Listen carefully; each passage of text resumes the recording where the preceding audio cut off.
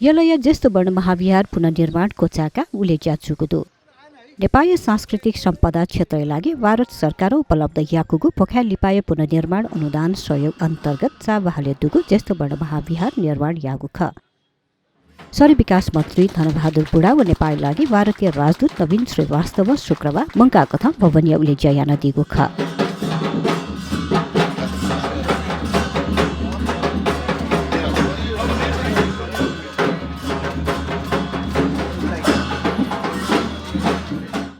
म विनम्र अनुरोध गर्दछु ज्याजोले शहरी विकास मन्त्री धनबहादुर बुढा बागमती प्रदेशीय सांसद रामकृष्ण चित्रकार नेपाली लागि भारतीय राजदूत नवीन श्रीवास्तव यला महानगरपालिका उपप्रमुख मञ्जली साक्य वज्राचार्य पूर्व मन्त्री लिसे समाजसेवी बुद्धिराज वज्राचार्य बिहारे पुजारी धनकाजी वज्राचार्य आयोजना प्रमुख कोशनाथ अधिकारी लगायत पुनर्निर्माण जुगु महाविहारे बारे नवाना दिगु ख ज्येष्ठ वर्ण महाविहार ललितपुर जिल्ला स्थित विश्व सम्पदा स्थल पाटन दरबार स्क्वायरको समितिमा अवस्थित एक ऐतिहासिक पुरातात्विक सम्पदा हो। यस महाविहार पाटनमा अवस्थित 15वटा ऐतिहासिक बहिलहरूमध्ये एक हो।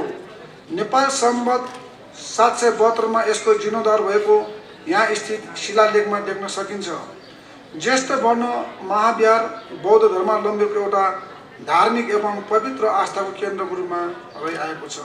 यो अत्यन्तै सुखद पक्ष हो भन्ने मलाई लाग्छ। संस्कृति र सम्पदा हाम्रो पहिचान हो, हाम्रो गर्व गर्न लायकको विषय हो र खास गरेर ललितपुर पाटन यलो भनेपछि हाम्रो यो संस्कृतिको कारणले, हाम्रो यो सम्पदाको कारणले हामी परिचित छौँ, सुपरिचित छौँ। सिङ्गो मुलुकलाई नै हामीले एक खालको ऊर्जा दिइरहेका छौँ, एक खालको सन्देश दिइरहेका छौँ। मुलुकले नै गर्व गर्न लायकको सम्पदा हामीले निर्माण गरेर एउटा गर्वशाली इतिहास हामीले निर्माण गरेका छौँ। मेरे लिए ये बहुत ही हर्ष और गर्व की बात है कि आज आप सबके साथ मैं सम्मिलित हो सका इस ज्येष्ठ वर्ण महाविहार के जो समुद्घाटन समारोह का है। आपने मुझे आमंत्रित किया, इसलिए इसके लिए मैं आपका हृदय से हार्दिक धन्यवाद करना चाहता हूँ। हमारे लिए और भारत के लिए, भारत सरकार के लिए, हमारे राजदूतावास के लिए ये बहुत ही गौरव की बात रही।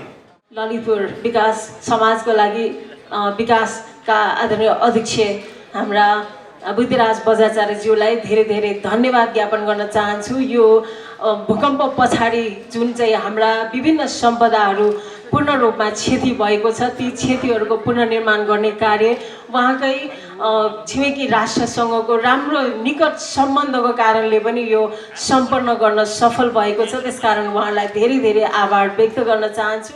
नेपाल र भारत सरकार बीच डौटी सम्बन्ध सुमधुर र मैत्रीपूर्ण वातावरण दृढ रहेको कारणले हाम्रो दुई देशबीच तथा जनस्तरमा समेत आपसी सहयोग आदान प्रदान र योगदान र सद्भाव तथा भातृत्व विभिन्न क्षेत्रमा निरन्तर कायम रहेको महसुस गरेको छु।